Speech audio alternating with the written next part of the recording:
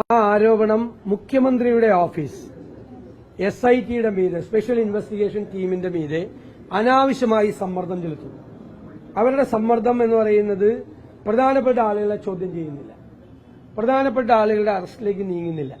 അത് തെരഞ്ഞെടുപ്പ് കഴിഞ്ഞിട്ട് മതി എന്നുള്ള നിർദ്ദേശം മുഖ്യമന്ത്രിയുടെ ഓഫീസിൽ നിന്ന് സമ്മർദ്ദമായി SITയുടെ മീതെ ഉണ്ടായിരുന്നു എന്നായിരുന്നു ഞങ്ങൾ ആക്ഷേപിച്ചത്. ഇന്ന് ഹൈക്കോടതി ആ ആരോപണത്തിന് 2 അടിവരയിട്ടിരിക്കുക. കാരണം പ്രധാനപ്പെട്ട ആളുകളെ ദേവസ്വം ബോർഡ് അംഗങ്ങളെ അറസ്റ്റ് ചെയ്തില്ല, അവരെ പ്രതി ചേർത്തില്ല, വൻ സ്രാവുകളിലേക്ക് നീങ്ങിയില്ല എന്നാണ്. അതിൽ കൂടുതൽ ഹൈക്കോടതിക്ക് പറയാൻ പറ്റില്ലല്ലോ. വൻ സ്രാവുകളിലേക്ക് നീങ്ങിയില്ല, അതായിരുന്നു ഞങ്ങൾ ആരോപണം ഉന്നയിച്ചത്. അപ്പൊ തെരഞ്ഞെടുപ്പ് കാലത്ത് CPMന് വീണ്ടും പ്രതിക്കൂട്ടിലാകും എന്ന് മനസ്സിലാക്കിയിട്ടാണ് മുഖ്യമന്ത്രിയുടെ ഓഫീസ് അനാവശ്യമായി SITയുടെ മീതെ സമ്മർദ്ദം ചെലുത്തിയത്. ഞങ്ങൾ അപ്പോഴും SITയിൽ അവിശ്വാസം പ്രകടിപ്പിച്ചിട്ടില്ല, ഞാൻ ഇപ്പോഴും പ്രകടിപ്പിക്കുന്നില്ല SITയിൽ. കാരണം ഹൈക്കോടതി നിയോഗിച്ചൊരു ടീമാണ്, നല്ല ഉദ്യോഗസ്ഥരുടെ ടീമാണ്. ഞങ്ങൾക്ക് അവരുടെ സത്യസന്ധതയിലോ ഇന്റഗ്രിറ്റിയിലോ ഒന്നും സംശയമില്ല. അവർക്കത് ചെയ്യാൻ പറ്റും. ഞാൻ ഇപ്പോഴും വിശ്വസിക്കുന്നത് അവർക്ക് സത്യസന്ധമായി ഹൈക്കോടതി ആഗ്രഹിക്കുന്നത് പോലെ അന്വേഷണം മുന്നോട്ട് കൊണ്ടുപോകാൻ പറ്റുമെന്ന. പക്ഷെ അവരും ആഭ്യന്തര വകുപ്പിലെ ഉദ്യോഗസ്ഥരാണ്.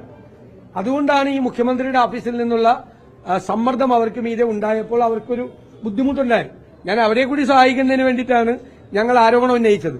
സ്വതന്ത്രവും നീതിപൂർവമായ ഒരു അന്വേഷണം SITക്ക് നടത്താൻ വേണ്ടിയിട്ടുള്ള ഒരു അന്തരീക്ഷം ഉണ്ടാക്കാൻ വേണ്ടിയിട്ടാണ്. അന്ന് നിയമമന്ത്രി ശ്രീ രാജീവ് ഞങ്ങളെ വിമർശിച്ചു, ഞങ്ങൾ കോടതിയെ വിമർശിക്കാം എന്ന് പറഞ്ഞു. ഞാൻ അന്ന് എടുത്തു പറഞ്ഞു, കോടതിയല്ല വിമർശിക്കുന്നത്, SIT അല്ല വിമർശിക്കുന്നത്. SITയുടെ മീതെ അനാവശ്യമായ സമ്മർദ്ദം മുഖ്യമന്ത്രിയുടെ ഓഫീസ് ചെലുത്തിയിട്ടുണ്ട്. അതുകൊണ്ടാണ് ഹൈക്കോടതി ഇപ്പോൾ നിരീക്ഷിച്ചതുപോലെ ഞങ്ങൾ പറഞ്ഞില്ല, ഒരു മന്ദഗതിയിലേക്ക് പോയി പെട്ടെന്ന് അന്വേഷണത്തിന്റെ ഒരു സ്പീഡ് പെട്ടെന്ന് കുറഞ്ഞു. അത് ഇതായിരുന്നു എന്ന് ഇപ്പോൾ വളരെ വ്യക്തമായിരിക്കുകയാണ്. അല്ല, അതിപ്പോ ഒരു അന്തർ സംസ്ഥാന വ്യാപകം ഉണ്ട് ഈ കേസ്. കാരണം ഇതിൽ ചെന്നൈയിലേക്ക് ഇത് കൊണ്ടുപോയിട്ടുണ്ട്, പിന്നെ ബാംഗ്ലൂരിലേക്ക് ഉള്ള ചില ആളുകളുടെ പേര് ഇന്നും 2 അറസ്റ്റുകൾ നടന്നിട്ടുണ്ട് ബാംഗ്ലൂരിൽ നിന്നും. അപ്പോൾ അത് അന്വേഷിക്കണതിൽ കുഴപ്പമൊന്നുമില്ല. അന്വേഷിക്കണതിൽ എന്താ തെറ്റ്? കേന്ദ്ര ഏജൻസി കേന്ദ്ര ആക്ട് കൊണ്ടുവന്ന് പാസ്സാക്കിയ സംഭവമല്ല ED എന്ന് പറയുന്നത്. അവരെ അന്വേഷിക്കാൻ പാടില്ല എന്നൊന്നും നമ്മൾ പറയാൻ പാടില്ല. അവര് രാഷ്ട്രീയ പ്രേരിതമായി ഒരു കാര്യവും അന്വേഷിക്കരുതെന്ന് മാത്രമേ ഉള്ളൂ ഞങ്ങൾക്ക് പറയാനുള്ളൂ. അല്ലാത്ത ED ഒരു കേസും അന്വേഷിക്കാൻ പാടില്ല എന്നുള്ള അഭിപ്രായം ഞങ്ങൾക്കില്ല. അതറിയില്ല, അത് നമുക്ക് നോക്കേണ്ടി വരും. ഇതുവരെ ഉണ്ടായിരിക്കുന്ന എല്ലാ കാര്യവും സർക്കാരിനെ സഹായിക്കാൻ വേണ്ടിയിട്ടാണ് ഉണ്ടായിരിക്കുന്നത്. അതുകൊണ്ട് വിശ്വാസമൊന്നുമില്ല. പക്ഷെ അവരെ അന്വേഷിക്കരുതെന്നൊന്നും പറയാൻ നമ്മൾ ആളുകളല്ല. കാരണം ഇതിന്റെ അകത്ത് വൻ തുക കൈമാറ്റം ചെയ്യപ്പെട്ടിട്ടുണ്ട്, വൻ തുക. അതാണല്ലോ കോടതി തന്നെ പറഞ്ഞതുപോലെ, ഞങ്ങൾ ആക്ഷേപിച്ചതുപോലെ, ഏത് കോടീശ്വരനാണ് ഇത് വിറ്റതെന്നാണ് ഞങ്ങൾ ചോദിച്ചത്. വൻ തുക ഇതിന്റെ അകത്ത്, ഇന്റർനാഷണൽ റാക്കറ്റ് ഇതിന്റെ അകത്തുണ്ട്. ഇതൊക്കെ കോടതി പറഞ്ഞ കാര്യങ്ങളാണ്. ഇന്റർനാഷണൽ റാക്കറ്റ് ഇതിന്റെ അകത്ത് ഇടപെട്ട് കാണാൻ സാധ്യതയുണ്ട്. വലിയൊരു കോടീശ്വരന് ഇത് വിറ്റ് കാണാൻ സാധ്യതയുണ്ട്. ഇപ്പൊ എല്ലാ പോസിബിലിറ്റിയും ഉണ്ട്. അപ്പോൾ ഇത് കേരളത്തിൽ മാത്രം ഒതുങ്ങി നിൽക്കുന്ന ഒരു കേസല്ല. ഇന്റർ സ്റ്റേറ്റ് റാമിഫിക്കേഷൻസ്, അന്തർ സംസ്ഥാന വ്യാപനം ഈ കേസിലുണ്ട് എന്നുള്ള കാര്യം ശരിയാണ്. അപ്പോൾ പ്രതിപക്ഷം തെരഞ്ഞെടുപ്പ് കാലത്തും അതിനു മുൻപും ആക്ഷേപിച്ചിരുന്ന മുഴുവൻ കാര്യങ്ങളും, ആരോപണം ഉന്നയിച്ച മുഴുവൻ കാര്യങ്ങളും ശരിയായിരുന്നു എന്നതാണ്. അതിൽ ഞങ്ങൾക്ക് വലിയ സന്തോഷമുണ്ട്. തീർച്ചയായിട്ടും അതെല്ലാം ഇതിന്റെ പാർട്ടാണല്ലോ. അവരെല്ലാം ഇതിന്റെ പാർട്ടാണല്ലോ. ഇതിന്റെ പാർട്ടായിട്ട് സ്വർണം വാങ്ങിവെച്ചവരും സ്വർണം സൂക്ഷിച്ചവരും സ്വർണം കവർന്നെടുത്തവരും ഇവരെല്ലാം തമ്മിലൊരു ലിങ്ക് ഉണ്ടല്ലോ. അല്ല, അതല്ല, അത് പോരല്ലോ. അത് പോരാന്ന് കോടതിയും വളരെ വ്യക്തമാക്കിയിട്ടുണ്ട്. അല്ലാത്ത കാര്യം ഇവരെങ്ങനെ ഉന്നതരാവണം? അവരെങ്ങനെ കച്ചവടക്കാർ ഉന്നതരാവണം? അവരാവില്ല.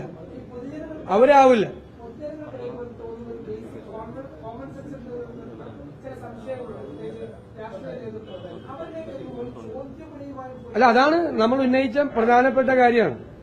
അന്നത്തെ കോടതി അത് പറഞ്ഞിട്ടുണ്ട്. കാരണം പ്രധാനപ്പെട്ട ആളുകൾക്ക് അറിയാമായിരുന്നു ഈ കവർച്ച നടന്നത്. അപ്പൊ ഞാനത് പറഞ്ഞല്ലോ, അന്നത്തെ ദേവസ്വം മന്ത്രി ഉണ്ണികൃഷ്ണൻ പോറ്റിയായിട്ട് ബന്ധമുണ്ടായിരുന്നു. ഈ മൊഴികളിലൊക്കെ ഉണ്ടാവും. അതുകൊണ്ട് അദ്ദേഹത്തെ കൂടെ ചോദ്യം ചെയ്യണമെന്ന് നമ്മൾ ആവശ്യപ്പെട്ടതാണ്. ഉന്നതരായ ആളുകളെ കൂടി ചോദ്യം ചെയ്യണം. ഇത് എവിടം വരെ പോകുമെന്ന് നമുക്കൊന്ന് നോക്കണം. തീർച്ചയായും. അല്ല, ഞാൻ കരുതുന്നത് ഉറപ്പായിട്ടും സത്യസന്ധമായി നീതിപൂർവമായി അന്വേഷണം നടത്തിയാൽ അവിടെ അതിന്റെ അപ്പുറം പോകും.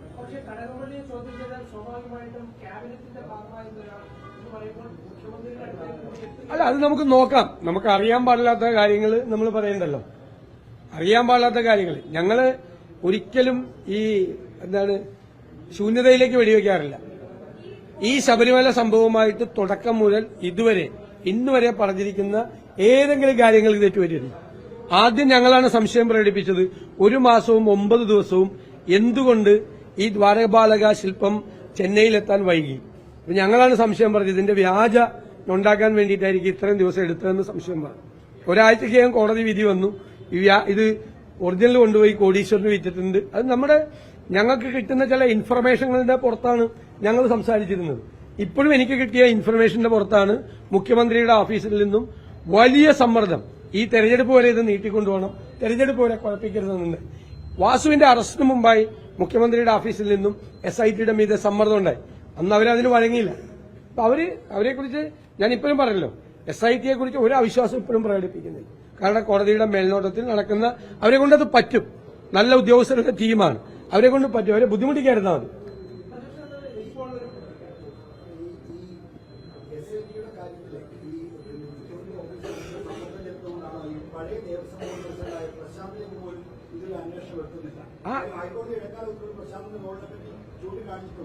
അതാണ് ഞാൻ പറഞ്ഞത്. പിന്നീട് ഈ തെരഞ്ഞെടുപ്പ് കാലമായതുകൊണ്ട് ഒന്നിലേക്കും പോകണ്ട എന്നുള്ള സമ്മർദ്ദമാണ് ഉണ്ടായത്.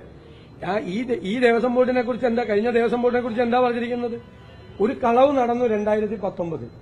അത് അവർക്കറിയാമായിരുന്നു, പുറത്താരും അറിഞ്ഞില്ല. സാധാരണ കള്ളന്മാരെന്ത് ചെയ്യപ്പോ? ഒരു കളവ് നടത്തി അത് പുറത്താരും അറിഞ്ഞില്ലെങ്കിൽ എന്ത് ചെയ്യും? 3-4 കൊല്ലം കഴിയുമ്പോൾ വീണ്ടും കക്കാൻ നോക്കും. അങ്ങനെയാണ് ഒന്നും കൂടി പൂശണമെന്ന് പ്രശാന്ത് പ്രസിഡന്റായ ആ കമ്മിറ്റിക്ക് തോന്നിയത്. അപ്പൊ അത് പുറത്തേക്ക് കൊണ്ടുപോയിരുന്ന തിരുവാഭരണം കമ്മീഷണർ പറഞ്ഞിട്ടും പുറത്തേക്ക് കൊണ്ടുപോയേ മതിയാവൂ, അത് ഉണ്ണികൃഷ്ണൻ പോറ്റിയുടെ കയ്യിൽ തന്നെ കൊടുത്താൽ മതിയാവൂ എന്ന് പറഞ്ഞ ആള് പ്രശാന്താണ്. അപ്പൊ കാര്യം മനസ്സിലായില്ല. കാരണം ഉണ്ണികൃഷ്ണൻ പോറ്റിയുടെ കയ്യിൽ കൊടുത്താലേ ആ നേരത്തെ 2019 പോയ വഴിക്ക് തന്നെ ഈ സാധനം പോയി അന്ന് കിട്ടിയതുപോലുള്ള നേട്ടങ്ങൾ ഉണ്ടാക്കാൻ പറ്റുള്ളൂ. ഇത് കവർച്ചാ ശ്രമമാണ് 2024 നടന്നത്. അത് നടന്നില്ല, കോടതി ഇടപെട്ടുകൊണ്ട് നടന്നില്ല. ഇല്ലെങ്കിൽ വീണ്ടും ഒരു കവർച്ച കൂടി നടക്കുമായിരുന്നു. 2019 നടന്നത് സ്വർണ്ണ കവർച്ചയും 2024 നടന്നത് കവർച്ചാ ശ്രമവുമാണ്.